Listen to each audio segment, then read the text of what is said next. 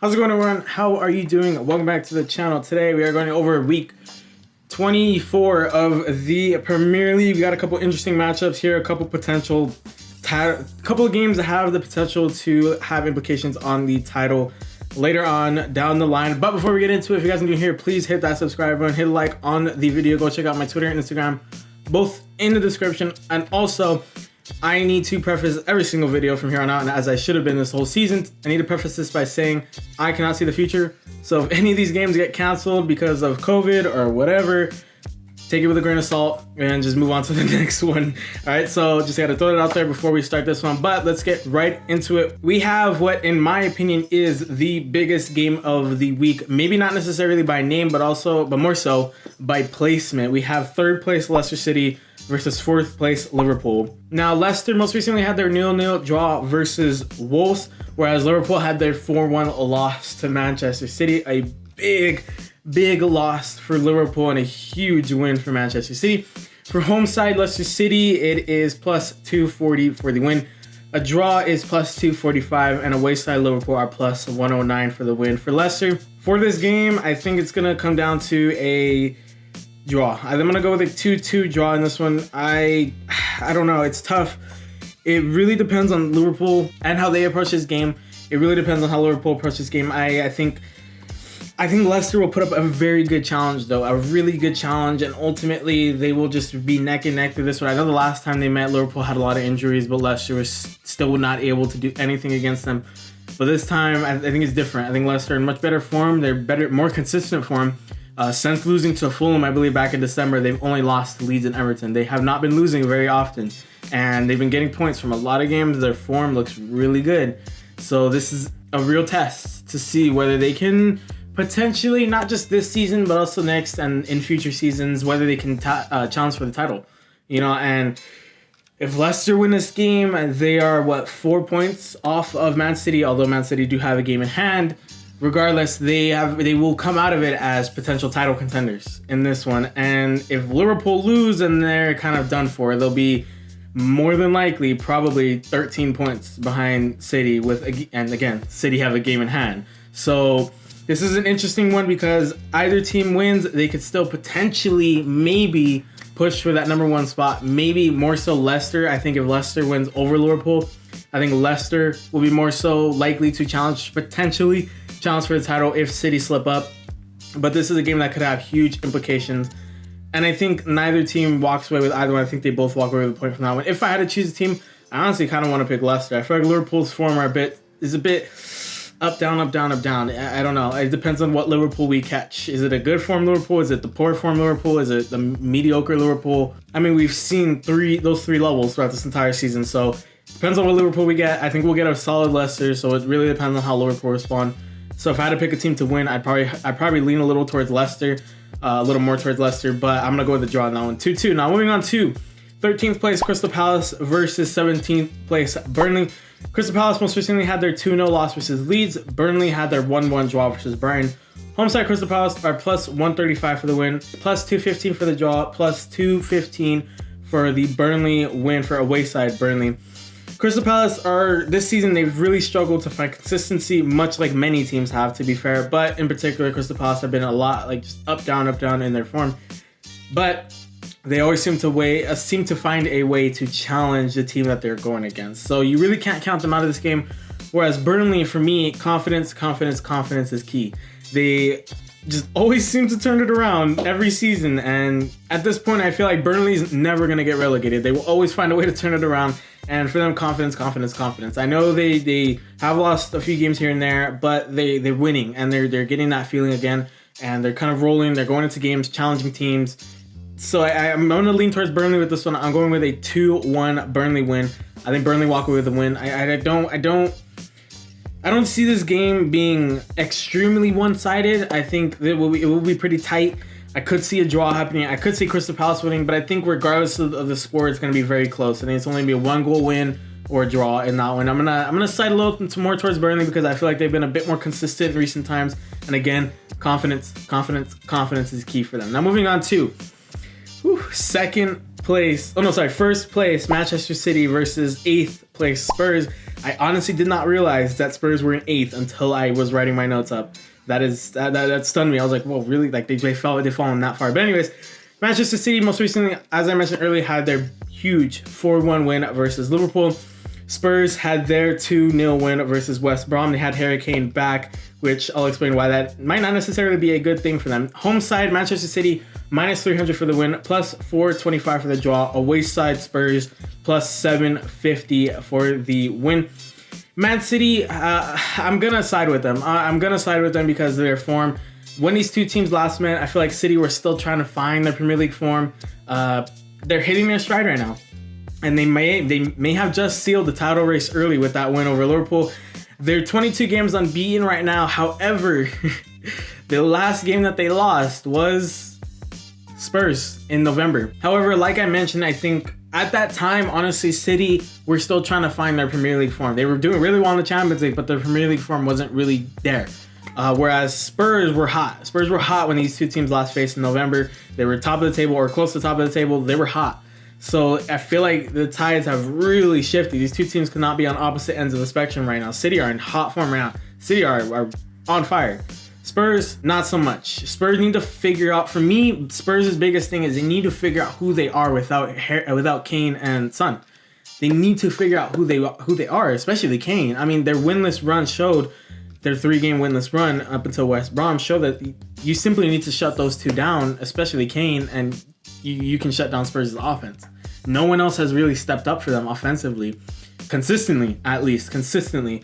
I feel like Spurs need to figure out their identity without Kane, honestly. And although I'm 100% certain Kane will play in this game, barring, injury or whatever, COVID, they're not really going to get a chance to prove it against City unless, the likes of Ndombele or Højbjerg or Bergwijn, whoever starts, scores. And they're the star of the game. And Kane and Son have mediocre games, you know what I mean? They're not really going to prove much in this if they manage to walk away with a win. I'm going with a City win. I'm going with a pretty big City win. I'm going with a 3-0 City win. I think City steamroll Spurs. I think maybe 3-1. I feel like maybe Spurs walk away with 1 goal, 2 goals. More so 1 goal because with Kane back, their offense is definitely going to look better, but I don't think it's going to be enough to really take down City. City's defense has been pretty solid on this run they're on. They've conceded very few goals in all these games they've been playing. So I think Spurs will have a really tough time breaking them down, while City will just have fun toying with Spurs' defense. So ultimately, I think City walk away with a pretty easy one. In quotations, I think Spurs will give them a bit of a challenge, but City, by the scoreline, will get an easy win now. Now moving on to 15th place Brighton versus 9th place Aston Villa. Brighton have a most recently 1-1 draw versus Burnley, whereas Aston Villa have their 1-0 win versus Arsenal, proving that they still can come up with some pretty big wins. Home side, Brighton are plus 175 for the win. The draw is plus 245. Away side, Aston Villa, slight favorites at plus 155. Now Brighton, I counted, in their last 21 games across all competitions, only 1 game has been decided by 1 or less goals, and that was a 3-0 loss to Leicester. Brighton have proven that they can challenge anyone in the league. They just need those results, right? They just need those results. Like I said, a lot of those games, 1 goal or less. They either drew, they lost, they won, all by 1 goal or less. They've proven that they can very much challenge anyone. They can play, they can ball out. This team, I've watched them play. They play very fluid football. They just do not finish chances. They just cannot walk away with the results. They need to string together some wins. Aston Villa are more or less kind of the same. Villa do play very well in games. They just struggle to convert their chances. They will have opportunities in this game, and they have too much proven talent to let some of their recent games that they've lost go. You know what I mean? So for this one, I am going to go with an Aston Villa win. I think Aston Villa history doesn't really go on the side of Brighton. I think Aston Villa walk away with the win in this one. I'm going with a 2-0 Aston Villa win. I feel like they'll be too strong, and between the two sides, they'll be the more clinical one against Brighton. Don't count Brighton out. I'm going to preface it by saying, don't count Brighton out. Don't count Brighton out. Okay, do not count Brighton out, because they will challenge Aston Villa. But I think Aston Villa will walk away with 3 points. I feel like they're the more likely team to walk away with 3 points in that one. Now moving on to 12th place Southampton versus 14th place Wolves. Southampton most recently had their 3-2 loss to Newcastle. Wolves had their 0-0 draw versus Leicester. Home side, Southampton are plus 145 for the win. The draw plus 225. Away side, Wolves, the slight underdogs at plus 200. So Southampton aren't in the greatest form in recent times. Compared to Wolves, their form's a little worse. They prove that they can keep up. You know, in the first half of the season, it's just they lack consistency. They lost, rather, the consistency that they had. The offensive consistency, I feel like, is the big part there.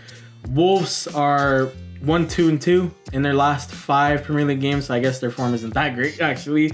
The roller coaster form is really why they aren't ever going to be guaranteed favorites. They've been so up and down. I mean, there have been a number of teams, don't get me wrong, that have been very up and down in terms of forms, with none worse than Wolves. Wolves win, draw, loss, win, draw, loss, win, draw, loss. Like, they just go up and down, up and down, up and down. And because of both teams' forms, I feel like either team can realistically win this game, but I feel like a draw will be the more likely outcome. I'm going with a 1-1 draw between Southampton and Wolves. I think implications, Southampton winning could push them high, could push them, I believe, as high as 10th. But I don't really see either team winning this game like comfortably. I think it'll be very tight, very close. I'm going with a draw.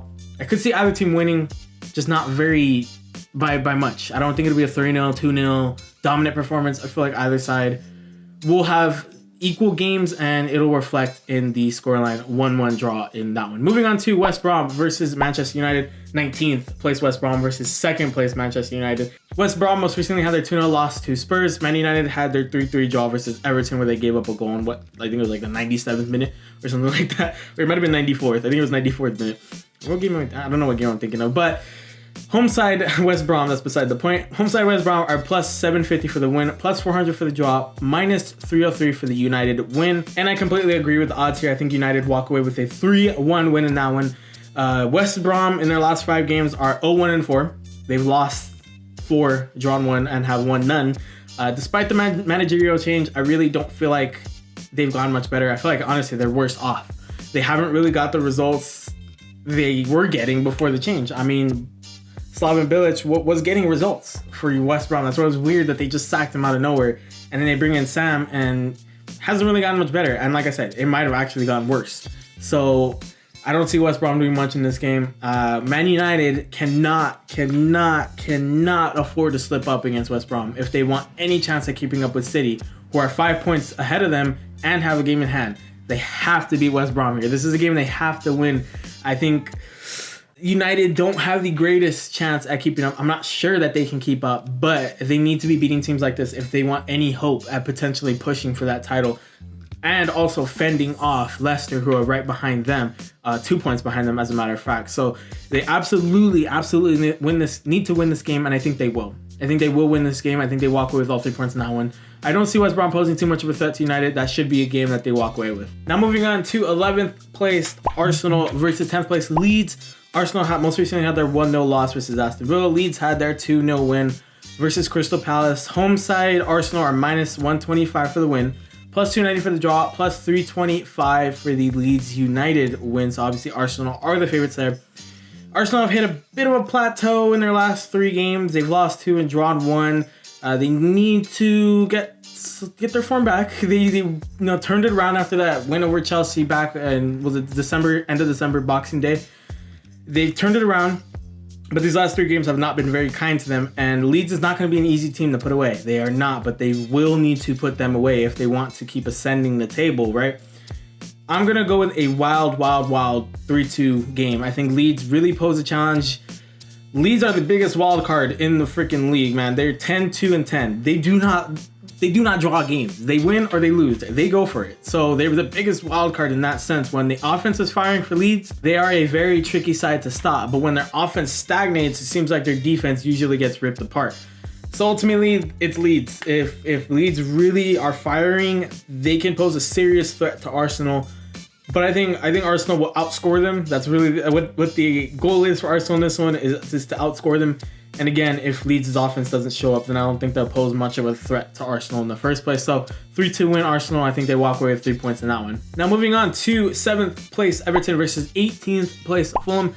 Everton most recently had their 3-3 draw versus United, where they walked away with a last minute goal to secure that point.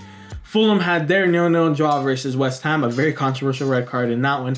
Home side, Everton are minus 125 for the win, plus 285 for the draw, plus 330 for the Fulham win. So obviously Everton are the favorites in that one.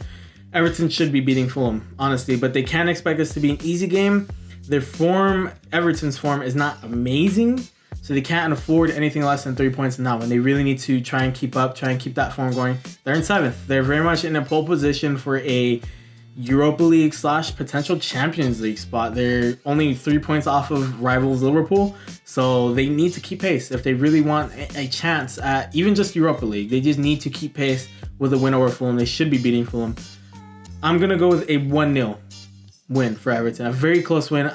Fulham's recent resurgence has proven that they can potentially pull off some upsets, but I wouldn't expect them to walk away with anything more than a point in this one. I don't think they beat Everton unless Everton are just having a really off day. I don't think Fulham beat Everton in this one. I think Everton walk away with 3 points.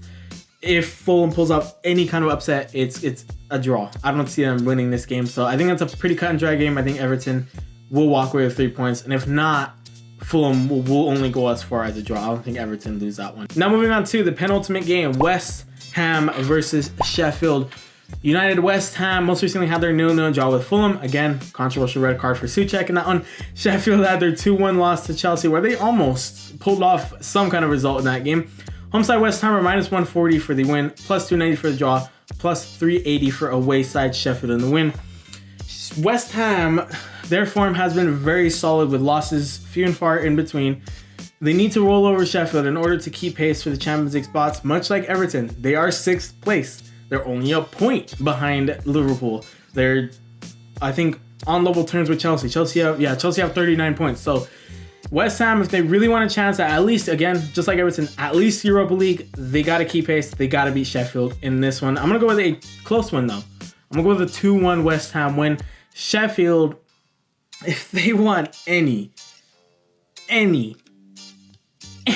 chance, even though it's just kind of impossible at this point, not kind of, it's pretty impossible at this point. If they want any chance of climbing out of that relegation zone, they got to start putting together some results now.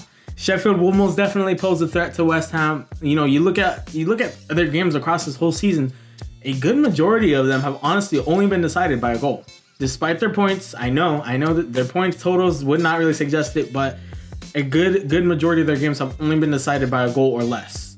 There have been a few games where they've been really dominated by the other team. They beat Man United recently. You know, they can do this.